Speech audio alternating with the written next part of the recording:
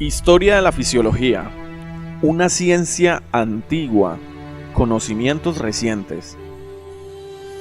Imhotep, primer médico del que poseemos algún conocimiento perteneciente a la tercera dinastía egipcia, hace unos 5000 años. Un buen punto de partida pueden ser los geniales pensadores helénicos, llamados también presocráticos.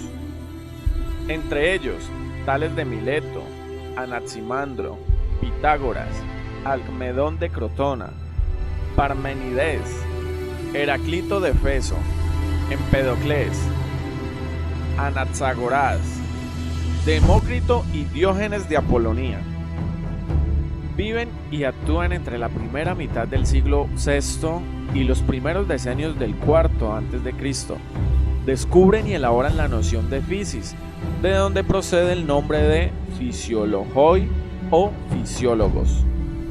Physis, fisiologoi, fisiología.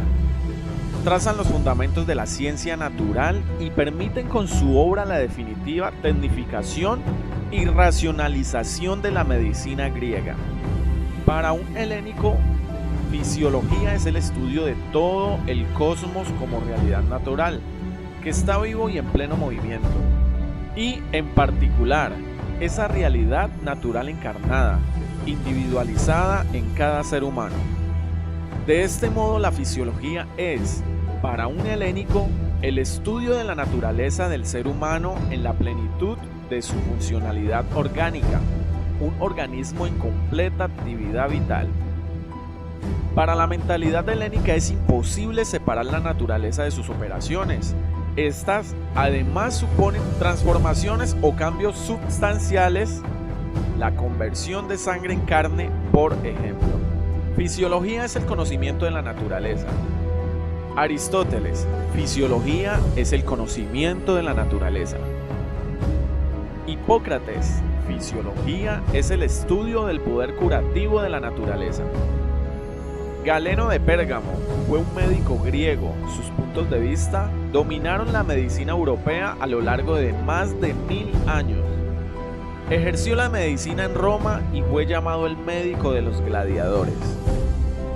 Acontecen en el organismo humano, para Galeno y el galenismo, 3 digestiones o cocciones. Primera, el alimento es convertido en quimo, pasta homogénea y agria en el estómago. Segunda, a través de la vena porta, el quilo llega al hígado, transformándose en sangre venosa.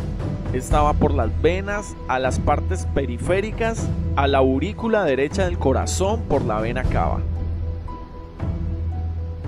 Tercera, la nutrición de las partes periféricas constituye la tercera digestión, cuyos residuos serían el sudor, las lágrimas, el sebo cutáneo, el pelo y las uñas. Las cocciones de Galeno, precursoras del metabolismo.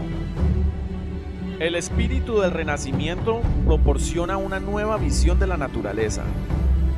Existen leyes que rigen los movimientos de la naturaleza y se pueden conocer mediante la observación. La naturaleza tiene sus leyes.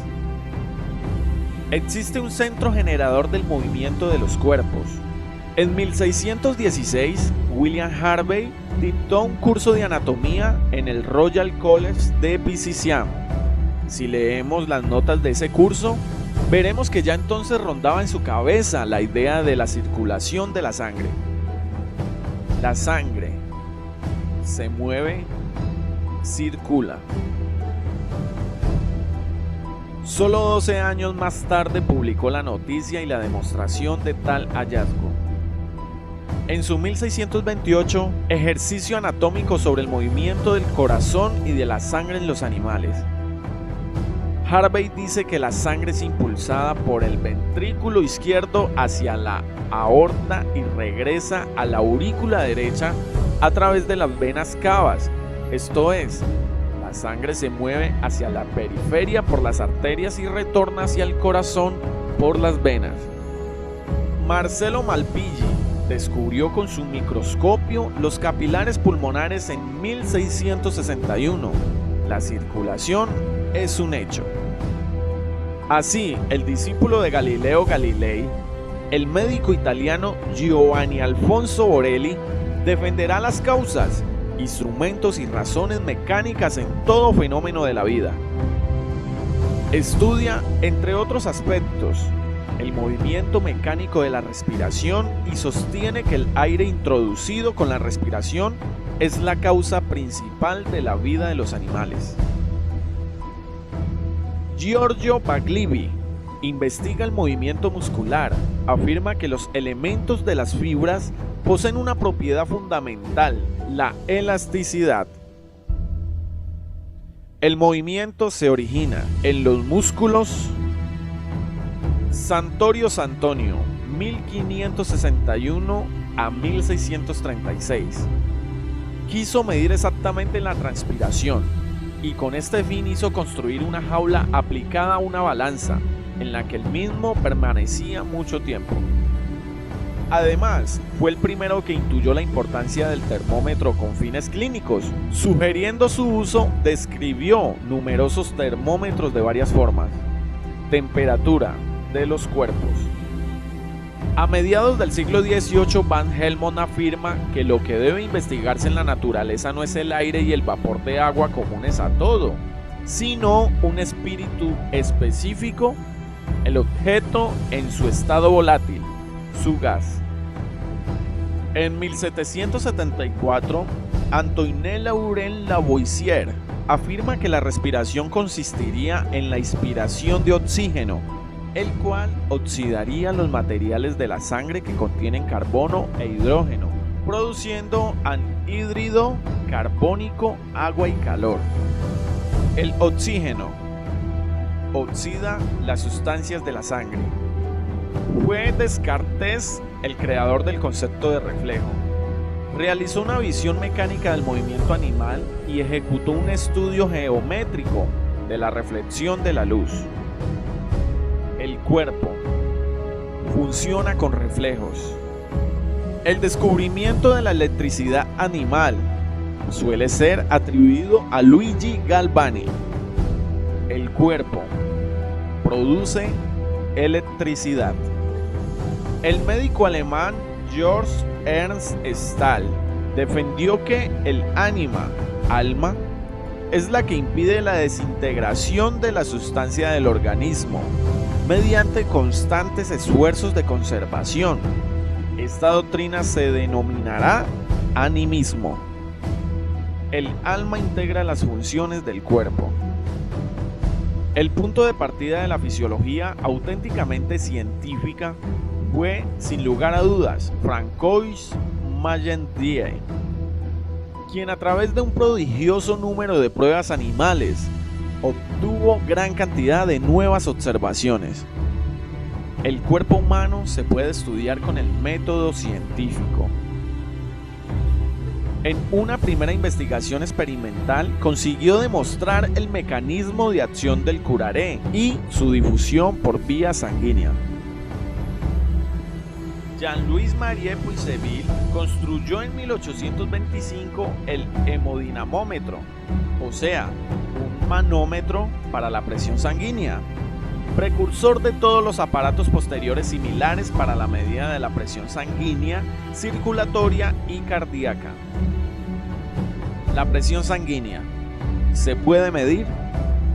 Carl Friedrich Wilhelm Ludwig, tras sus estudios de medicina, realizó un trabajo sobre los riñones que sería famoso.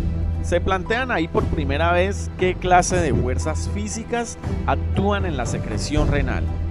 El riñón funciona con fuerzas que se pueden medir. El francés Claude Bernard, doctor en medicina por la Universidad de París en 1843, llegó, merced a su gran obra, a convertirse en el portavoz más autorizado de la fisiología de su época.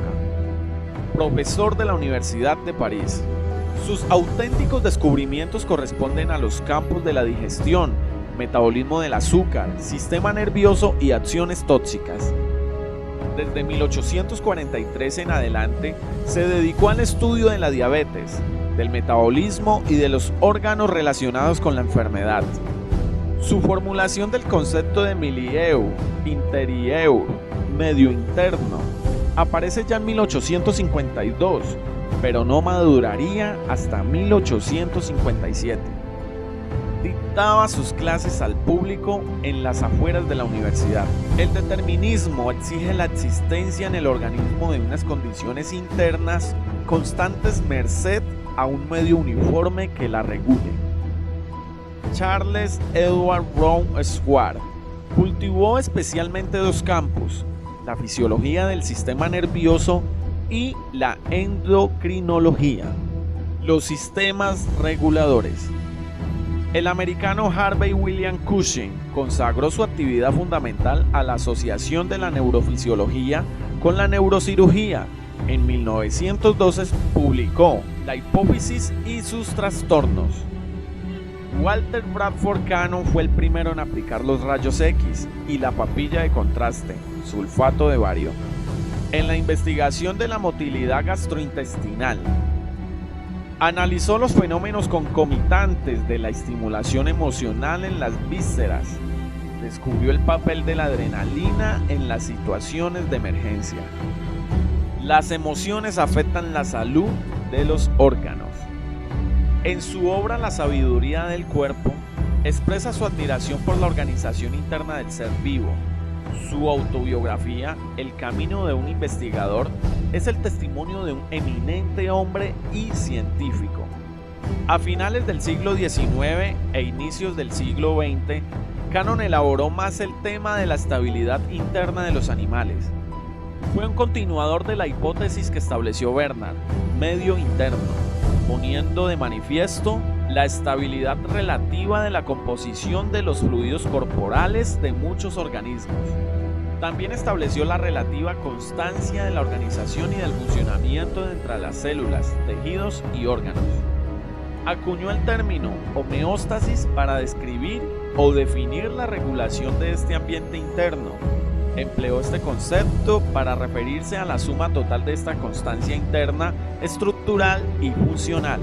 Homeostasis es el equilibrio del medio interno. La homeostasis implica no solo la condición de estabilidad en sí misma, sino que también atañe a los innumerables procesos fisiológicos encargados de su mantenimiento. Ivan Petrovich Pavlov cursó estudios de la fisiología del sistema nervioso.